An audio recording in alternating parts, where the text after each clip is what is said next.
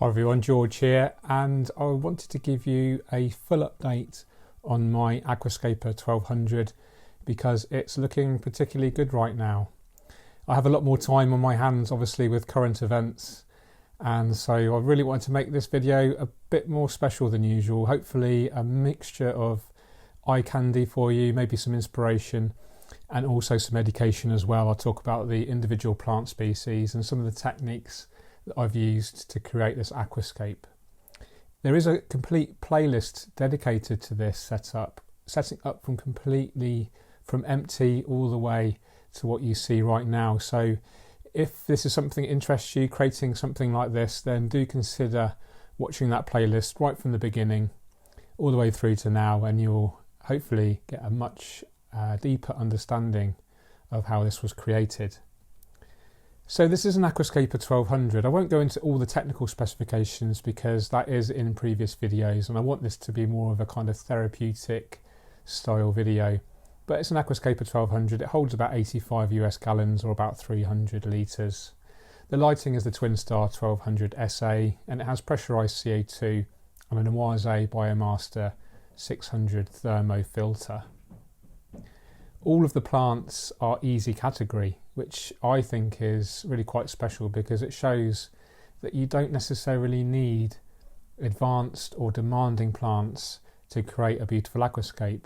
Almost all of these plants will grow well in a non-CO2 injected aquarium, although I do have to say that you probably won't see the rich colours that you do see right now without CO2 injection. In particular, the red there of the Limnophila hyperoides. This is a result of a combination of good nutrients and good lighting. With that high level of lighting, you will absolutely need CO2 injection to achieve success.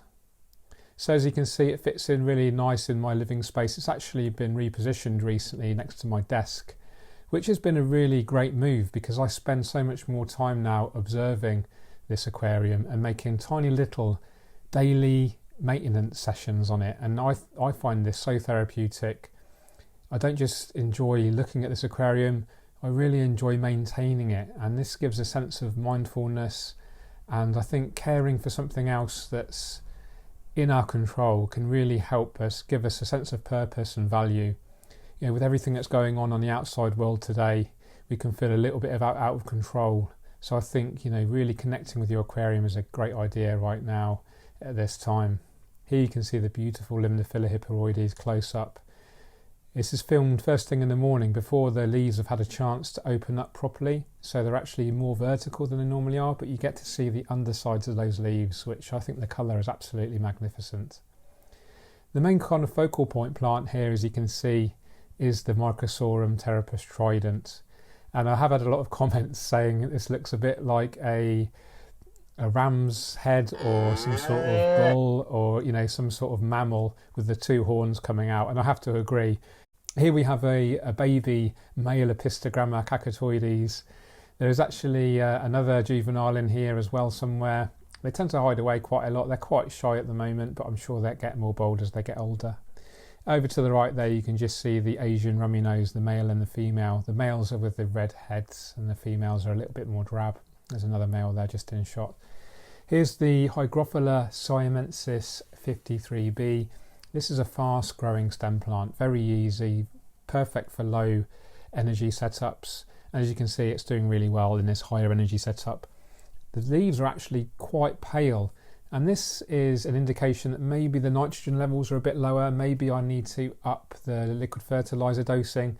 Because it is the fastest growing plant in here, it does show the nutrient deficiencies the quickest. So we call this like an indicator plant. Here you can just see the whole scape. I'm using a slider here.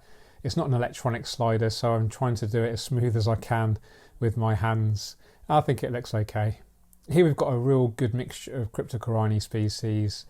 There's Cryptocorini tropica, Willisii, and there's some other species that I can't remember. Undulatus red, I think. I think I've used about 5 or 6 different species altogether in this setup, and I've deliberately mixed them up to create this natural texture. There's the adult male Epistogramma, what a beautiful fish, and then just behind that you can see the glow light tetra. The only kind of plant that I'm going to consider changing soon is the Helanthrium tenellum there, which is the foreground carpeting plant, which is starting to kind of overgrow itself, smother itself, and there's some die off, as you can see, and it's not looking its best. From a distance it looks great, but when you get close up it does look a bit unsightly. There's some rotting leaves underneath where the light isn't getting to. A recent addition has been this Hydrocotyl verticillata, which you can see there on the right. Here's some Bucophilandra kedigang as a tissue culture that I've just attached to the Frodo stone. And there's a moss there. I'm not actually sure what species of moss this is. I can't remember. Let me know in the comments if you can identify this beautiful moss. So the Aquascape has been growing now in this kind of form for about 6 months or so. This is a great thing, especially for crypts. If you can keep them going for months, you can see the colours they can produce, especially with good lighting and good nutrients. And the other epiphyte plants, which are generally the slowest growing plants in an aquascape, it gives them time to mature and really provide a beautiful kind of impactful display. Here we've got the Anubias mini coin over on the left. This is really small. These only measure about 1/4 of an inch in diameter, about 5 millimeters. It's really, really tiny. You can see a little bit of green spot algae on there. That's kind of inevitable with really slow growing Anubias, but it's no problem. I'm quite happy to live with that. Here's a great angle where you can see the beautiful colours, especially of that limnophylla. And this is the great thing about this aquascape. It can be viewed from 3 sides. It is designed to be viewed this way, almost like an island composition. Here's the nearite snail keeping the Frodo stone nice and clean. There's actually a bit of Physidens moss there at the bottom of the screen. I don't actually remember putting this in the aquarium, but it's appeared and I'm not complaining. Who doesn't like free moss in their aquascapes? Here we've got some Anubias petite. This is quite a dominant epiphyte plant in here. There's some minor algae issues there, tiny little bits of green spot algae, but as before, it's not a problem. Here we've got the trident fern close up. You can just see some of the brown leaves there. You do get a little bit of die off on those leaves that aren't getting enough light or circulation, so it's a good idea to remove these before they can pollute the water, potentially cause algae issues. So I normally just get my finger right in near the rhizome and pull that leaf away from the rhizome. And this will help stimulate new leaf growth as well. Here's another great shot. You can see the Anubias there in the centre, the Frodo stone. This was actually sent over by Adam Paskela from Poland, a really good friend of mine, one of my favourite aquascapers as well. Really super talented guy. Here you can see the surface of the water. Quite a good surface movement here provided by the Awase Biomaster 600 Thermo. Real big fan of these filters. Did used to have 2 of them on here, but now I've just gone down to the 1 and it doesn't seem to be causing any issues. You can see the Pearl Gourami there, just in the centre, amongst all those beautiful stem plants. And those crypts are looking magnificent, aren't they? Those brown crypts in the foreground. This is Cryptocorani Wenditii tropica, which has a really distinct hammered leaf appearance, which I really love. There you can see the Pearl Gouramis on the left.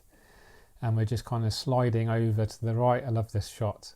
And you can see those horns there from the wood. I forget what type of wood this is. I collected this years ago.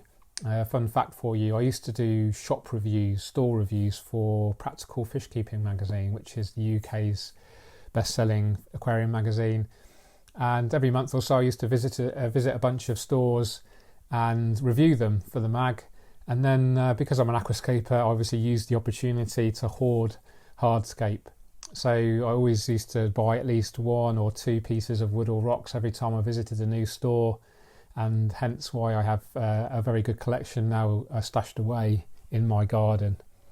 And these are just pieces of wood that I've collected from over the years, so I forget the type. It's just a generic kind of driftwood, but I really love it.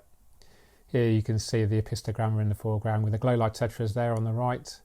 I do have shrimp in here as well, and the Apistogramma probably helps to keep the populations down, but because there's so many areas in this aquascape for the shrimp to hide, then they seem to breed and there's a constant kind of population going, which is great. I really love cherry shrimp because they breed so prolifically. They're not the best algae eaters, but they will constantly graze all of the surfaces of the hardscape and the plants.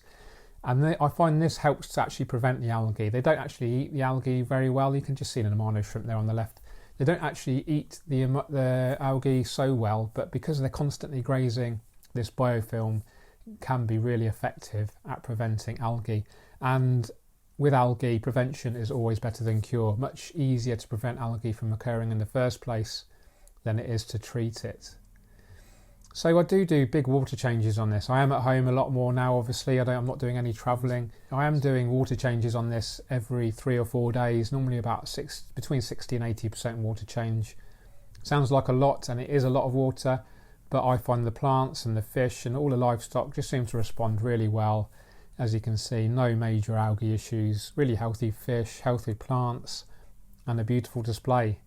And I really love this. It's possibly one of my favourite aquascapes that I've ever created.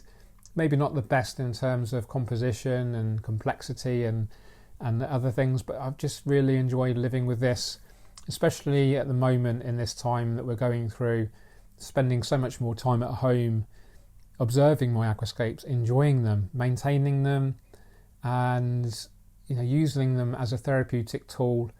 I don't mind admitting that I do suffer sometimes from anxiety, and I think aquariums are one of the perfect remedies to help overcome this mental health issue.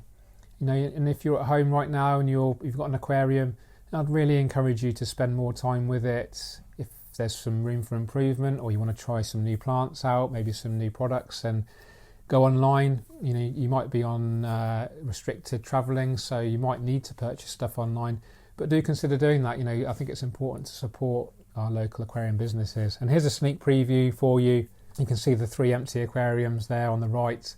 These will be set up soon for Awase and for more Tropica content, and obviously for my own content on YouTube as well, so you can look forward to that soon. So I'm going to say cheerio now, guys. I really hope you enjoyed this video. I've really enjoyed making it, and if you like this style with the cinematic footage and voiceover, let me know and I'll do more of them.